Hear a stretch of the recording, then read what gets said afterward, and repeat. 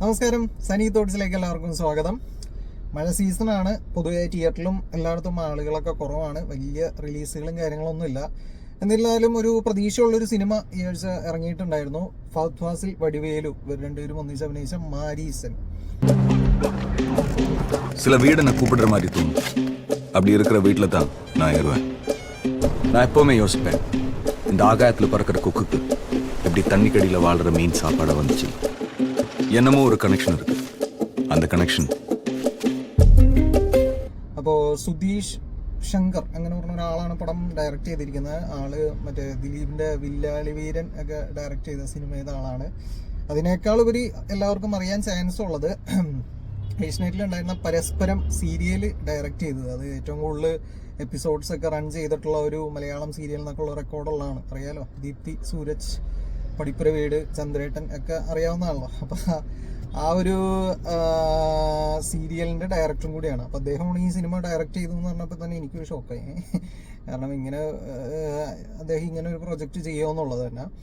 അപ്പോൾ സിനിമ കണ്ടു കഴിഞ്ഞപ്പോൾ ടോട്ടലി ഫസ്റ്റ് തന്നെ പറയാം, ഒരു ആവറേജ് അനുഭവം ഉണ്ടായുള്ളൂ. വേറൊന്നുമല്ല, സിനിമയുടെ കഥ അതിൻ്റെ ഒരു ത്രെഡ് ഞാൻ ആദ്യം വായിച്ചിട്ടാണ് പോയത്. അപ്പോൾ അതിൻ്റെ ഒരു ത്രെഡ് ഒരു ഇൻട്രസ്റ്റിംഗ് ആയിരുന്നു. കാരണം ഒരു കള്ളൻ ഒരു അൽഷിമർ ബാധിച്ച, മറവി രോഗം ബാധിച്ച ഒരാളുടെ കയ്യിൽ നിന്ന് പൈസ മോഷ്ടിക്കാൻ വേണ്ടിയിട്ട് അയാളുടെ കൂടെ കൂടുന്നതാണ് അതിൻ്റെ ഒരു കഥ. ഇത് സ്പോയിലറൊന്നുമല്ല, ഓൾറെഡി എല്ലായിടത്തും കഥ കൊടുത്തേക്കുന്നത് തന്നെയാണിത്.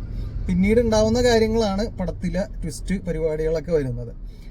അപ്പോൾ ഇതാണ് മെയിനായിട്ടുള്ള ത്രെഡ്. കള്ളനായിട്ട് അഭിനയിക്കുന്ന അറിയാലോ, നമ്മുടെ സ്ഥിരം കള്ളൻ ഫഹദ് ഫാസിൽ തന്നെയാണ്. പിന്നെ വടിവേലുവാണ് ഈ അൽഷിമർ മറവി രോഗം ബാധിച്ചിട്ടുള്ള ആളായിട്ട് അഭിനയിച്ചിരിക്കുന്നത്. என்னையவே முழுசா மறந்துடணும்னு பயமா இருக்கு. பொறுமையா போயிட்டு இருக்கேன். எப்போ என் கண்ட்ரோல் போறதுன்னு எனக்கே தெரியல. പടം കണ്ടു കഴിഞ്ഞപ്പോൾ തോന്നിയിട്ടുള്ള ഒരു കാര്യം എന്ന് പറഞ്ഞാൽ വടിവേലുവിൻ്റെ ഒരു കിടിലൻ പെർഫോമൻസ് ആയിരുന്നു പടത്തിൽ. അദ്ദേഹം ഇപ്പോൾ തിരിച്ചുവരവിൽ മാമന്നൻ ഒക്കെ സിനിമയിലൊക്കെ നല്ലൊരു ക്യാരക്ടർ റോൾ തന്നെയാണ് ചെയ്തത്. അപ്പോൾ ആ ഒരു ടൈപ്പ് പോലത്തെ ഒരു സംഭവം തന്നെയാണ് വന്നത്. അങ്ങനെ കോമഡി പരിപാടികളൊന്നുമല്ല, സീരിയസ് ആയിട്ടുള്ള നല്ല ഒരു ക്യാരക്ടർ തന്നെയാണ് ചെയ്തത്. അപ്പോൾ വടിവേലുവിൻ്റെ പെർഫോമൻസ് എനിക്ക് ഭയങ്കരമായിട്ട് ഇഷ്ടമായിരുന്നു പടത്തിൽ. ഫഹദ് ഫാസിൽ സ്ഥിരം ടിപ്പിക്കൽ ആ ഒരു നമ്മൾ തൊണ്ടി മുതൽ, അതുപോലെ തന്നെ കാർബൺ, പിന്നെ അതേപോലെ തന്നെ വേട്ടയ്യൻ തുടങ്ങിയ ആ സിനിമകളിലൊക്കെ ചെയ്തേക്കണ പോലത്തെ ഒരു പരിപാടി തന്നെയാണ് ചെയ്തേക്കണത്. ബാക്കി അത് കാരണം ഫഹദ് ഫാസിലിൻ്റെ അറിയാം, അദ്ദേഹത്തിന് കേക്കുവാക്ക് ആയിട്ടുള്ള ഒരു റോള് തന്നെയാണ് ഇത് വരുന്നത്. അപ്പോൾ ഇവർ രണ്ടുപേരും ഒന്നിച്ച് ഒരു സിനിമ ഇതേപോലെ വരുന്നു എന്ന് പറഞ്ഞപ്പോൾ ഭയങ്കരമായിട്ട് ഒരു പ്രതീക്ഷ ഉണ്ടായിരുന്നു. ഈ പറഞ്ഞ സ്റ്റോറി ഇങ്ങനെയാണ്, അപ്പോൾ അതിനകത്ത് ഇത് ഓപ്പൺലി അവർ ഇങ്ങനെയാണ് സ്റ്റോറി എന്ന് പറയുമ്പോൾ അതിനകത്ത് എന്തെങ്കിലും ട്വിസ്റ്റ് പരിപാടികൾ, നമ്മൾ പ്രതീക്ഷിക്കാത്ത കുറേ കാര്യങ്ങളൊക്കെ വന്ന് നല്ല എൻഗേജിങ് ആയിട്ടുള്ള ഒരു, അല്ലെങ്കിൽ ഒരു ഇമോഷണൽ ആയിട്ടുള്ള എന്തെങ്കിലും ഒരു പരിപാടി നമ്മൾ പ്രതീക്ഷിക്കും. പക്ഷെ ആ ഒരു പ്രതീക്ഷയ്ക്കൊത്ത ഒരു സെറ്റപ്പിലേക്ക് പടം വന്നില്ല. ഇതിനകത്ത് കാണിക്കുന്ന ഒട്ടുമിക്ക ട്വിസ്റ്റ് ആണെങ്കിലും ആ ഒരു പറഞ്ഞു പോകുന്ന കഥയാണെങ്കിലും കുറച്ചങ്ങൾ കഴിഞ്ഞ് കഴിയുമ്പോൾ നമുക്ക് പ്രഡിക്റ്റബിൾ ആവും. അപ്പം അതുകൊണ്ട് തന്നെ പടം ഒരു ആവറേജ് ആയിട്ട് തന്നെയാണ് തോന്നിയുള്ളൂ. പിന്നെ യുവൻ ശങ്കർ രാജാണ് മ്യൂസിക് ചെയ്തേക്കുന്നത്. ഒരു 1-2 സ്ഥലങ്ങളിലേക്ക് ഇമോഷണൽ സീൻസിൻ്റെ മ്യൂസിക്കൊക്കെ നൈസായിരുന്നു. പിന്നെ പാട്ടൊന്നും കുഴപ്പമില്ല. ബാക്കി പടം ഇതാണ്. അപ്പോൾ ഈ പറഞ്ഞ രീതിയിൽ ഒരു വാച്ചബിൾ പടം, മോശമാണെന്നോ അങ്ങനെയൊന്നുമില്ല.